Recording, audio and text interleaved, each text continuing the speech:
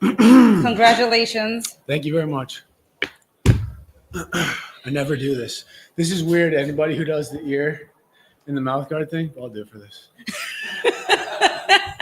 Thank you so much for that. No It problem. was like the epic moment.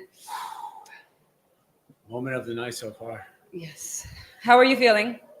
I feel great. Honestly, I was really nervous going into this. More nervous than I'd say it was one of my more nervous warm-ups. I just felt little nagging injuries and stuff, but I was like, hey, he doesn't know about them, so just fake it till you make it, honestly. How was your mindset throughout this fight?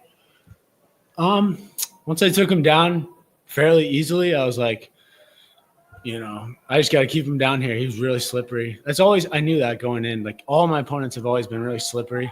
It's one of the biggest differences between training is, like, they're sliding everywhere. It's so hard to keep them pinned, So I was pinning. It wasn't the most – there was good moments, but it was kind of still in a lot of moments. So going forward, I'm going to make sure it's a little more exciting. Go for more submission attempts. I had one Americana attempt that he reversed me on, but it is what it is. What went through your mind when they raised your hand? Just gratefulness. Just, I did a cut with my team here, Eder Gomes, who's about to fight, which I need to get out there for, and Colin Houghton as well. We did the cut together, and we're so grateful to be able to have an opportunity to compete in the sport that we love. So to win is just a bonus.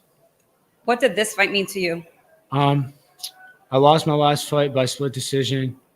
And the fight before that was July Cage Titans, where I got knocked out, and that was a tough moment. I had to, really reconsider a lot of stuff about my game. I needed to be more responsible on the feet, and tonight I was, and so really proud of that. Awesome. So you identified some illegal shots, and you were, shouting things at the ref. What were you saying there? I was just saying, you can't do that. Obviously, he knows. Part of me was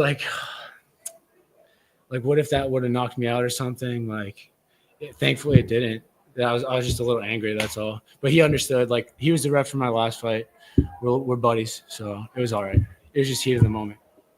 What does this fight mean for your career? Means I'm going to keep going, if I had not been competitive in this fight, I would have rethought, competing in general, because it's a serious game and there's serious risk to it. So you got to be careful. You don't want to just be – there's too many people that do this sport for longer than they should. So now I'm just going to get back to it, train harder than ever. So the average fighter does, I think, 6 amateur fights before they go pro. Is that anything that's on the prize for you, or is that just when the number gets to it? Well, yeah, so I could go pro now, but I think I'm going to do 1 or 2 more, talk to my team, take some time definitely, because I've had 5 fights this calendar year or this year. So my debut was in February. Yeah, I'm definitely going to take at least 4 months off from fighting and just stick to – I like the playful sparring, playful training, where that's where you learn a lot of techniques. So I'm going to get to that and then decide when my next fight is. What's your favorite aspect of the sport? Just the character, what it turns you into, because you got to face your fears. That's what I said to the camera.